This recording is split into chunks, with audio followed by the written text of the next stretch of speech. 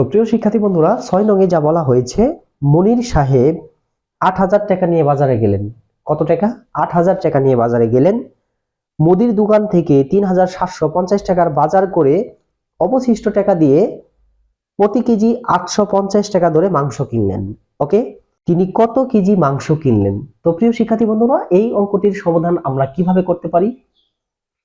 এখন দেখো, এই অঙ্কটির সমাধান আমি তোমাদেরকে গাণিতিক বাক্যের মাধ্যমেই দেখিয়ে দিব। এটা অনেকেই সাজিয়েও করে, এই অঙ্কটা মানে সাজিয়েও করতে পারবা। কিন্তু আমার কথা হলো, এই অধ্যায়টি যেহেতু গাণিতিক বাক্যের অধ্যায়, সেই ক্ষেত্রে আমরা চেষ্টা করব গাণিতিক বাক্যের মাধ্যমেই অঙ্কটির সমাধান করার জন্য।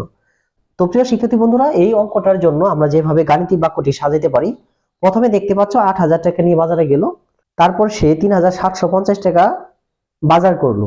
ঠিক আছে, তার মানে 8,000 টাকা নিয়ে বাজারে গেল, তার মাঝখান থেকে 3,750 টাকা সে বাজার করলো। বাজার করার পরে যেটা থাকলো, ওইটা দিয়ে সে 850 টাকা ধরে কয় কেজি মাংস কিনলো।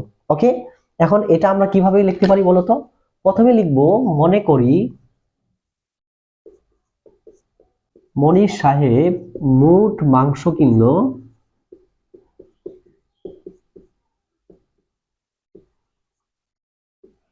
এই যে ফাঁকা ঘর কেজি, মানে কয় কেজি মাংস কিনছে এটা কিন্তু আমরা জানি না, জানি এই জন্য আমরা এটাকে ফাঁকা ঘর ধরলাম। ওকে, এখন আমরা এটার জন্য একটা গাণিতিক বাক্য তৈরি করব। তাহলে লেখো, গাণিতিক বাক্যটি হবে, গাণিতিক বাক্যটি হবে কিভাবে লিখতে পারি বলতো? সে 8,000 টাকা নিয়ে বাজারে গেল। ওকে, এখান থেকে সে কি করলো? 3,750 টাকার বাজার করলো, তাই কি না? এখন বাজার করার পর যা থাকলো, সেটা দিয়ে কয় কেজি মাংস কিনলো। এখন প্রতি কেজি মাংসের দাম হলো আবার 850 টাকা। বুঝতে পারছো? এটাই কিন্তু আমাদের গাণিতিক বাক্যটা। এখন এটাকে আমরা সমাধান করব। আমি আবারও বলছি, 8,000 টাকা নিয়ে বাজারে গেল, সেখান থেকে কি করলো? 3,750 টাকার সে বাজার করলো। বাজার করার পর যা থাকলো সেটা দিয়ে কিন্তু মাংস কিনছে, তাই না? এখন দেখো, প্রতি কেজি মাংসের দাম কত? 850 টাকা। এখন 850 টাকা প্রতি কেজি মাংসের দাম যদি হয়, এখন কয় কেজি কিনছে, তাহলে ওই কয় কেজি 850-এর সাথে গুণ করতে হবে না, তাই কি না? এখন দেখো, এই অঙ্কটার আমরা সমাধান কি করব? প্রথমে এটা থেকে এটা কি করব? বিয়োগ করব। বিয়োগ করে কত থাকে? 0, 5 আছে 10 হবো 5, হাতের 1 8, 2 হাতের 1 4, 4,250 সমান ফাঁকা ঘর গুণন হলো 850। বা এখন কি করব বলতো? এই 4,250 এখানে কি আছে? গুণ। এখন দেব ভাগ, ভাগ হলো 850 সমান ফাঁকা ঘর। ওকে, এখন এটার সাথে যদি এটা আমরা ভাগ করি, 4,250 এটাকে যদি আমরা 850 দিয়ে ভাগ করি, কতবার যায় দেখো তো? 850-এর সাথে যদি আমরা 5 গুণন করি, 5 0 0, 5 5 25, 5 হাতের 2, 5 7 5 8 40 আর 2 42, কত হলো? 4,250। এ দেখো, 4,250 5 বার 4,250 কত বের হলো? 5। বা 5 সমান ফাঁকা ঘর। বা এখন এটা আমরা ফাঁকা ঘরটা সামনে নিয়ে আসবো। ফাঁকা ঘর সমান কত বের হলো? 5। তার মানে সে 5 কেজি মাংস কিনেছে। এখানে কি বলেছে বলতো?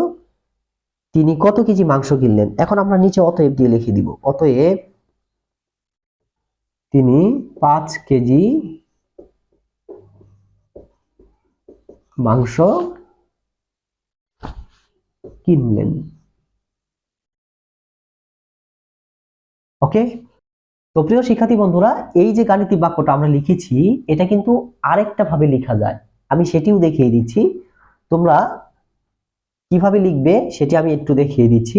দেখো, এখানে প্রথমে লিখবা, আমি একটু দেখিয়ে দিচ্ছি এখানে। ওকে, তোমরা প্রথমে লিখবা, গাণিতিক বাক্যটি হবে, গাণিতিক বাক্যটি হবে কিভাবে লিখতে পারি বলো তো? এই যে লিখেছি, মনে করি মনির সাহেব মোট মাংস কিলো, ফাঁকা ঘর কেজি, তাই না? আমাদের যেহেতু মোট মাংসের পরিমাণটা বের করতে হবে, এই জন্য এটাকেই আমরা আগে দিতে পারি। কিভাবে বলতো? এই যে ফাঁকা ঘর গুণ দিব 850। তার মানে হলো যে প্রতি কেজি মাংসের দাম তো 850, তাই না? সমান দিব টোটাল কত টাকা নিয়ে গিয়েছিল? 8,000 টাকা। বিয়োগ দিব হলো 3,750। ওকে, এখন এটা দিয়েও আমরা বা দিয়ে করতে পারি। দেখো ফাঁকা ঘর গুণন কত 850 সমান এটার সাথে এটা বিয়োগ করলে 4250 বের হয়।